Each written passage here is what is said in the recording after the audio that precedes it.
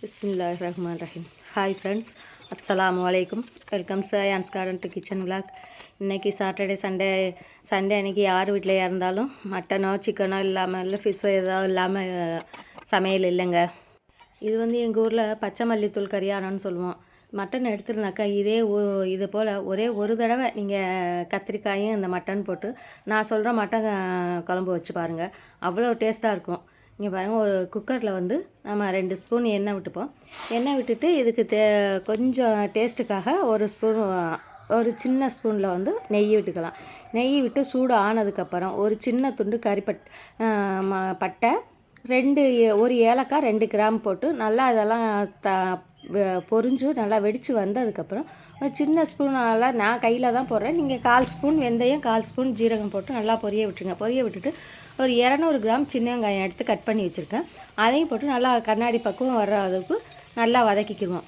ஏன்னா இது வந்து மட்டன் தாங்க நாங்கள் ஆனன்னு சொல்லுவோம் எங்கள் ஏரியாவில். ஆனால் உங்களுக்கு மற்ற ஏரியா பக்கம்லாம் ஆனன்னு சொன்னால் புரியாது, அதனால நான் குழம்புன்னே சொல்லிடுறேன். இப்போ மட்டன் வந்து நான் 1/4 கிலோ மட்டன் எடுத்து வச்சுருக்கேன்.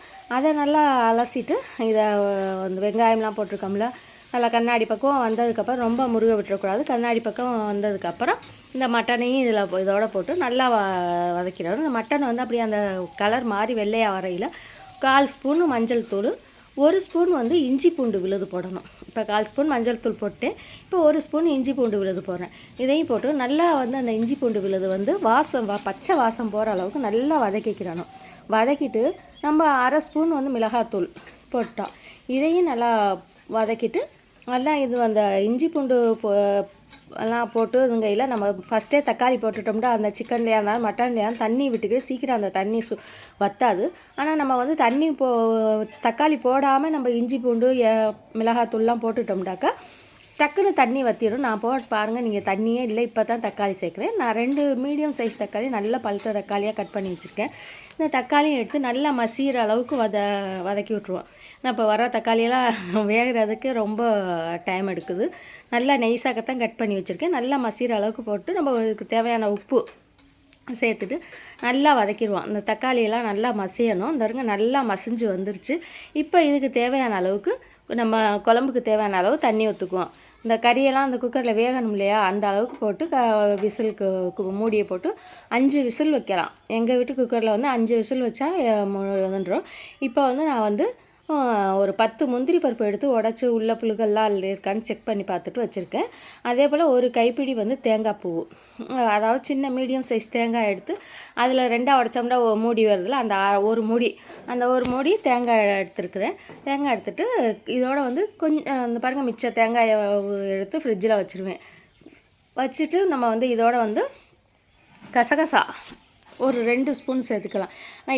நான் வீடியோவிலலாம் காமிச்சிருக்கேன். கசகசாவில் வந்து ஒரிஜினல் கசகசா இப்போ வர்றதில்ல. இதில் வந்து நிறைய கலப்படம் வருது. அதாவது ரவை நிறைய சேர்த்துருக்கேன். அதனால நான் 2 ஸ்பூன் சேர்த்துருக்குறேன். இல்லாட்டி 1/4 ஸ்பூன் போட்டால் போதும். நாங்கள் வந்து அதிகமாக கசகசா சேர்க்க மாட்டோம். ஆனால் இந்த மாதிரி குழம்புகளுக்கெல்லாம் வந்து கொஞ்சம் கசகசா சேர்த்தா தான் அந்த திக்னஸ் கொடுக்கும், டேஸ்ட்டு கொடுக்கும். அதுக்காக அடிச்சுட்டேன். இப்போ பாருங்கள், கறியெல்லாம் நல்லா வெந்துருச்சு, ப்ரெஷரும் அடங்கிருச்சு. இப்போ திறந்து பார்ப்போம். இங்கே பாருங்கள், நான் கறியை எடுத்து காமிக்கிறேன். ஒரு 80% வெந்திருக்கணும். ரொம்பவும் இதுனா கறி வந்து அப்படியே உடஞ்சி அந்த குழம்புல வந்து பல்லாக போயிடும். அதனால வந்து ஒரு 80% வெந்திருந்தால் போதும் கறி. ஏன்னா இதோட வந்து நம்ம கத்திரிக்காய் போட போகிறோம்ல, அதனால வந்து 80% வெந்திருந்தால் போதும் கறி. இப்போ பாருங்கள், அந்த கத்திரிக்காய் வந்து 2ஆக நறுக்கி, நீல வாக்கில் 2ஆக நறுக்கி அப்படியே கீறி வச்சுருக்குறேன். இதே போல் இந்த மாதிரி இது வந்து இந்த கத்திரிக்காய் வந்து ரொம்ப பிஞ்சு கத்திரிக்காய், பெரிய கத்திரிக்காயெல்லாம் எடுக்கக்கூடாது இந்த குழம்புக்கு. ரொம்ப பிஞ்சு கத்திரிக்காய் இந்த இது எடுக்கணும். இங்கே பாருங்கள், இது வந்து பச்சை மல்லித்தூள். ஏற்கனவே வந்து நான் அந்த எங்கள் குழம்பு மிளகாத்தூள் மல்லித்தூள்லாம் நான் வியாபாரம் பண்ணுறதா சொல்லியிருந்தேன்ல, அதில் பச்சை மல்லித்தூள்னு சொல்லியிருந்தேன். அந்த பச்சை மல்லித்தூள் தாங்க. ஒரு சிஸ்டர்ஸ் கேட்டிருந்தாங்க, நீங்கள் எல்லா தூளுக்கும் என்னென்னமோ தூள் விவரம்லாம் சொல்கிறீங்க, அதுக்கு வந்து ரெசிபி போடுங்கன்னு சொல்லியிருந்தாங்க. அவங்களுக்காக தான் வந்து இந்த பச்சை மல்லித்தூள் போட்ட கரியானம். அங்கே எங்கள் ஊரில் வந்து பச்சை மல்லித்தூள் கரியானம்னு சொல்லுவோம். இப்போ அந்த 2 ஸ்பூன் 2 இல்லை 1.5 ஸ்பூன் இந்த மல்லித்தூள் போட்டு, வெறும் பச்சை மல்லித்தூள் போட்டு பாருங்கள் வெந்துருச்சு. நல்லா கத்திரிக்காயெலாம் வெந்து தண்ணி 10 நிமிஷம் மூடி வச்சுருந்தேங்க. இந்தங்க கத்திரிக்காய் வெந்துருச்சு பாருங்கள். கத்திரிக்காயெல்லாம் வந்து எண்ணெய் பிரிஞ்சு நல்லா வந்துருச்சு பாருங்கள். எந்த அளவுக்கு இருக்குது பாருங்கள். இதில் வந்து நாங்கள் வந்து இதில் உள்ள கறியை சாப்பிட்றத விட இதில் உள்ள கத்திரிக்காயை தாங்க ரொம்ப நாங்கள் விரும்பி சாப்பிடுவோம். ஏன்னா அவ்வளோ டேஸ்ட்டாக இருக்கும். இப்போ வந்து இந்த தேங்காய் முந்திரி பருப்புலாம் அரைச்சி வச்சுருக்கோம்ல, அந்த விழுதையும் இதோட சேர்த்துப்போம். சேர்த்துட்டா இது அவ்வளோதாங்க. இதுக்கு ரொம்பலாம் வேலை இல்லை, இவ்வளோதான். சேர்த்துட்டு கொஞ்சோண்டு நம்ம அந்த மிக்ஸியையும் அலசி ஊற்றியாச்சு. அலசி ஊற்றிட்டு இதை அப்படியே வந்து ஒரு நிமிஷம் இந்த தேங்காய் ஊற்றிருக்கோம்ல, அந்த பச்சை தன்மை போகிறதுக்காக ஒரு நிமிஷம் குக்கர் மூடி வச்சுட்டு அப்படி அடுப்பை ஆஃப் பண்ணிடுறோம். நீங்கள் பாருங்கள், மூடி வச்சுட்டு இப்போ திருப்பி காமிக்கிறேன் பாருங்கள். அது என்ன மாதிரி இந்த மாதிரி ஒரு நிமிஷம் கொதிச்சு வரையில் அடுப்பை ஆஃப் பண்ணிடணும். ஏன்னா ரொம்ப கொதிக்க விட்டோம்னா தேங்காய் வந்து அப்படியே திரண்டாப்பில் வந்துடும். அந்த தேங்காயுடைய டேஸ்ட்டு மாறி போயிடும். டக்குன்னு கொதிச்சு வரையில் அடுப்பை ஆஃப் பண்ணிவிட்டு இதோட வச்சிடணும். இப்போ மல்லித்தூள் வந்து மல்லித்தலை பச்சை மல்லித்தலை கொஞ்சம் கட் பண்ணி இதில் போட்டோம்னாக்கா டேஸ்ட்டாக தான் இருக்குங்க. ஆனால் என்கிட்ட மல்லித்தலை இல்லை, இப்போ தீர்ந்துருச்சு. அம்மா வந்து சட்னி இறக்கி எடுத்துட்டாங்க. இது வந்து சாதத்துக்கு மட்டும் இல்லைங்க, இதோட சப்பாத்திக்கு, பரோட்டா, இட்லி, இடியாப்பம் இதுக்கெல்லாம் செம்ம டேஸ்ட்டாக இருக்குங்க. இது வந்து நாங்கள் சாதத்துக்கு தான் நான் வச்சுருக்கேன். இதோட வந்து சைடிஷ் வந்து நாங்கள் வந்து தக்காளி தொக்கு வச்சுப்போம். அப்புறம் வந்து மல்லி சட்னி வச்சுப்போம். இன்றைக்கி வந்து அம்மா தக்காளி தொக்கு மல்லி சட்னியும் வச்சாங்க. அந்த மல்லித்தழை அந்த குழம்புல போடுறது கூட மிச்சம் வைக்காமல் அப்படியே எடுத்து சட்னி அரைச்சிட்டாங்க. இங்கே பாருங்கள், அம்மா டேஸ்ட்டாக இருக்குது பாருங்கள். இதில் உள்ள கறியை எடுத்து சாப்பிட்றத விட இந்த கத்திரிக்காயை சாப்பிட்றதுக்கு அவ்வளோ டேஸ்ட்டாக இருக்குங்க.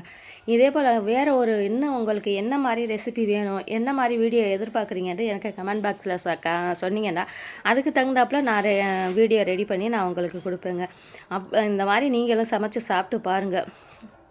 பாருங்கள், நாங்கள் வந்து பச்சை மல்லித்தூள், குழம்பு மிளகாய்த்தூள், குழம்பு மல்லித்தூள், தனி மிளகாய்த்தூள், இட்லி பொடி, சாம்பார் பொடி, ரசப்பொடி, பூண்டு பொடி, கருவேப்பிலை பொடி இதெல்லாம் நாங்கள் ரெடி பண்ணி கொடுக்குறோம். ஆர்டர் பேரில் ரெடி பண்ணி கொடுத்துக்கிட்ருக்கோம். அது மட்டும் இல்லாமல் அரிசி வடகம், கூழ் வடகம் இதெல்லாம் நாங்கள் ரெடி பண்ணி எல்லாருக்கும் அனுப்பிச்சிட்ருக்குறோங்க. தேவைப்படுறவங்க இந்த வாட்ஸ்அப் நம்பரில் தெரிகிற நம்பருக்கு, ஸ்க்ரீனில் தெரிகிற வாட்ஸ்அப் நம்பருக்கு கான்டாக்ட் பண்ணுங்கள். கான்டாக்ட் பண்ணிங்கன்னா நாங்கள் உங்களுக்கு ரெடி பண்ணி தருவோங்க. கொரியர் மூலமாக அனுப்பி வைப்போம். இதே போல் இன்னும் ஒரு சூப்பரான வீடியோவில் உங்களை சந்திக்கிறேன். Bye friends. அஸ்ஸலாமு அலைக்கும். வலைக்கும் சலாம்.